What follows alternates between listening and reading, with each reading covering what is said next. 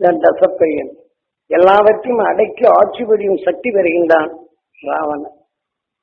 ஆனால் அதே சமயத்தில் அந்த உயிரின் தன்மை 10வது நிலையை வடக்கூடிய சக்கரவர்த்தி. இதுல ராமாயணத்தில் இவளை தெளிவாக கொடுத்திருக்கிறார். எதனையுமே கொன்று விழுங்கும் தன்மை வருது, எதனையுமே தனக்கு அடிமைக்க வேண்டும், என்னுடைய நிலையே வலிமையானது. ஆகவே அந்த ராவணன் யாரு அப்படின்னா சந்தோஷத்தையே அவனுக்குள் வராது. அவன் இச்சைப்படி அவன் மற்றவர்களை அடக்கி ஆட்சி புரியும் தன்மை தான், இச்சையை நிறைவேற்றுவன் தான். இந்த உடலின் தன்மை 10வது நிலை அடையப்போது இந்த இச்சை நிறைவேறும் தன்மை தான் நம் உடல் இச்சை வருகின்றது. அதான் அதுக்கு தசப்பிரியன் என்று ராவணனுக்கு காரணப்பெயர். அதான் 10வது நிலை 10 தலை ராவணன் என்று வடிவமைக்கு. அடுத்தபடி கருவி சொல்றான், அவன் எதிரையாவது இச்சப்பட்டான உடனே விடுதலையா மாறி அவன் அடைச்சிடறான். இப்படி எல்லாம் கதைகளின் காவியங்களை மாற்றி அமைத்து உண்மையின் இயக்கங்களை நம்மை அறியாது செய்துவிட்டனர். ஏன்னா இது நம்ம குருநாதர்னால இதெல்லாம் தெரிந்து கொள்ள முடியுங்கிறது. அது ஏன் பாக்கியம். இப்ப அவர் செய்ததை கேட்கறதுல உங்க பாக்கியம், இது நம்ம பாக்கியம். ஏன்னா இந்த சந்தர்ப்பத்தை நம்ம அறியக்கூடிய வாய்ப்பு வருது. நீங்க எந்த நூல்களை ராமாயணத்தை படிச்சு பாருங்க. ஆகா என்று இந்த அசுரத்தனம் கொண்டவன் என்ன செய்யறான், அவன் ராவணன் தான் நல்லவன் அப்படின்னு சொல்றான். அதே சமயத்தில் இங்க ராவணன் என்ன செய்யறான், இவன் அயோக்கியன் என்று தான் சொல்றான். நல்லவனை ஏதாவது பற்றி சொன்னா நல்ல நம்ம தவறு செய்யறோம், நல்லவனை நான் நல்லவன்னு சொல்லுவோமா? இதுதான் ராமாயணம். அந்த உணர்வின் எண்ணங்கள் எதுவோ சீதா என்று இந்த சுவை, அந்த சுவையின் உணர்ச்சிகள் நம் உடலில் சேர்க்கும் போது நாராயணன் திரேதா யுகத்தில் சீதா ராமனாக தெரியும். இப்ப காரம் என்பது அது சுவைதான், அதுவும் சீதா. அந்த கார உணர்ச்சிகள் சூரியன் எடுத்துக்கொள்ளுது. அதன் உணர்வின் தன்மை நாம் நுகர்ந்த பின் உயிரை பற்றி திரேதா இந்த உடலுக்கும் உணர்ச்சியின் எண்ணங்களை தோற்றுவிக்கின்றது. இப்படி இவங்க தெளிவாக கொடுத்திருக்கிறவங்க ராமாயணம். யாராவது நாம சிந்தித்து பார்க்கிறோம்னா இல்லவே. ராமாயணத்தின் மூல கருத்துக்களை நாம் அறிந்தால் ஞானிகள் ஒரு மனிதன் இயக்கமும் அதன் உணர்வின் தன்மை இதெல்லாம் கிரேதா. எதன் உணர்ச்சியின் தன்மை வருகிறதோ அதை இழுத்து தன் நிலைகளை அதை வளர்க்கும் தன்மை வருகிறது. அதற்கு கிரேதாம் கோள்கள் மரங்கள் இதெல்லாம். அப்ப நாமும் ஒரு வேதனைன்ற உணர்வு நாம் நுகரப்படும் போது அந்த கிரேதாவத்தில் அந்த எந்த சுவையோ அந்த உணர்ச்சியின் உணர்ச்சிகளை தூண்டு அந்த உணர்ச்சிக்கு ஒப்ப எண்ணங்களாகி அதன் வழியை நாம் செயல்படும் இயக்கம் எண்ணம் சொல் செயல் என்ற நிலை இருந்தாலும் அழுத்த உடல் இது இணைந்து கொண்டப்ப இந்த உணர்ச்சியின் தன்மை மாற்றமாகும். எதன் உணர்ச்சி மாற்றம் இருந்தாலும் அந்த சுவையின் உணர்ச்சி வரும். ஒருத்தர் பார்த்தோன்னு மோசமான ஆள் அப்படி நினைச்சுமே இந்த கார உணர்ச்சிகளை நம்ம தோன்றும். இதெல்லாம் ராமாயணத்தில் இவர் தெளிவாக கொண்டிருக்கிறார். எனவே 2 நாள் கேட்குங்க, இன்னைக்கு எதையும் ஓரளவுக்கு தெரிஞ்சுங்க. இதெல்லாம் நாம் எப்படி இயங்குறோம், நாம இயங்குறோமா? நுகர்ந்த உணர்வு நம்ம இயக்குது. அதான் அனங்கநாதன் நாம் சுவாசித்து உயிரப்பட்டவன் அந்த உணர்ச்சியில் தான் நம்ம இயக்குகின்றது என்பதனை ராமாயண காவியம். இது 10வது நிலையை தசரத சக்கரவர்த்தி உயிர். இந்த உடல் இச்சை பெற்றும் தசப்பிரியன் இந்த உடல்ல வளர்க்க போகும்போது எதனையுமே தன் கீழ் அடிமையாக்க வேண்டும் என்று தசப்பிரியன் ராவணன். அசுர உணர்வில் செயல்பட்டு மற்றவரை அடிமையாக்கும் உணர்வு இங்கே வருகின்றது.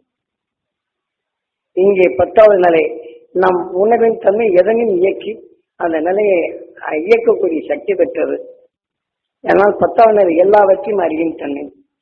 அதில் சீதா என்ற ராமன் உணர்ச்சி தீமைகள் அடக்கும் தன்மை. அதன் உணர்ச்சியின் தன்மை இதை கூட்டினால் மற்ற தீமைகளை இயக்காது, அதை தடுக்க முடியும். ஆனால்தான் தீமைகளை நீக்கி உணர்வின் தன்மை பெற்றவன் இன்று துருவ நட்சத்திரம். அதனால் அந்த உணர்ச்சியுடன் இது என்ன செய்து விஷ்ணு தல் பல சுவையின் உணர்வை மாற்றி உணர்வின் தன்மை ஒளியாக மாற்றியது துருவ நட்சத்திரம்.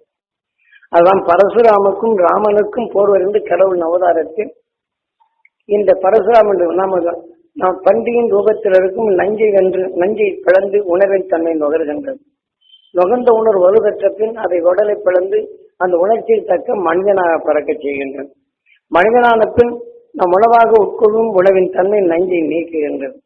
ஆனால் நஞ்சை நீக்கி இந்த உடல் பெற்ற பின் தீமை என்றால் சமப்படுத்தும் உணர்வு வருகின்றது. எதையுமே அந்த ஒரு காரம் என்றால் சமப்படுத்தி ருசியா மாற்றிக்கலாம். அதான் பரசுராம். என்ற நிலையில் வரப்போகும்போது ஒருத்தர் நோயின் தன்மையை அவன் அவதிப்படியாரான்னு கேட்கிறோம். அப்ப அவன் உடல்ல நோயின் தன்மை அதிகரிக்கும் போது அது வாலி. அவன் உணர்வின் தன்மை தான் நுகரப்படும் போது இப்ப சமப்படுத்தும் மாறாக அவன் சிவதரிசால் தாக்கப்படுகின்றான். இன்னொரு உடலின் உணர்வன் கொண்டு மீண்டும் உடலின் தன்மைக்கு செல்லுகின்றான் என்றுதான் பரசுராம் சிவதனுசை வைத்து தாக்குங்க. உடல் இச்சை கொண்டு அவன் ஆக்க வேண்டும் என்ற நிலையில் இருக்கப்படும் அவன் உடல்ல விளைந்த உணர்வு வாலியாகின்றது. அது நுகர்ந்த உணர்வுகள் அதை வலுவை கொண்டு தன் உடலுக்கு மேல் இறங்கி ஆகின்றது. எத்தனையோ தீமைகளை நீக்கி வந்தவன் இவன் உடலுக்குள் அந்த விஷத்தின் தன்மை எப்படி பரவுகின்றது. விஷத்தின் அணுக்கள் ஆனால் ஆக மீண்டும் மனிதன் அல்லாத உடலை பெறும் தன்மை பெறுகிறான்.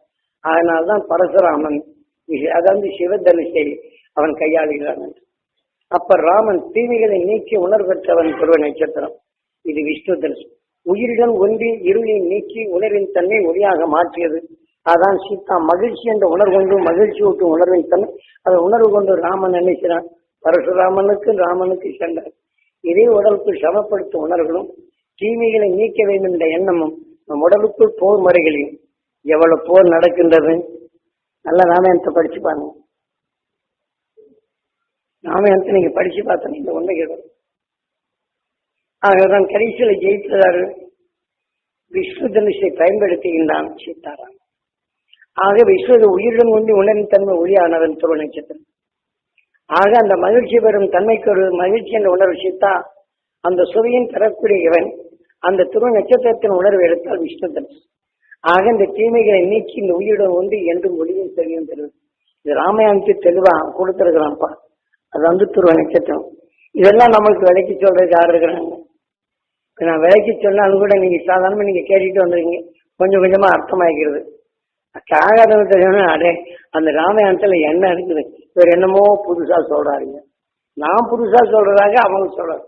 அந்த இயக்கத்தின் மூலக்கூறுகளை உருவம் அமைச்சு அருவ நிலைகள் நம்ம எப்படி செயல்படுங்க, உருவத்தை அருவம் எப்படி செய்யுது, அருவம் இயற்கை நிலைப்பு மீண்டும் உருவம் எப்படி வருகின்ற அருவம் உருவமாகி உருவம் அருவத்தை எப்படி மாற்றிக்கொண்டே இருக்கின்ற தத்துவத்தை ராமாயணத்தில் தெளிவாக கூறப்படுகிறது.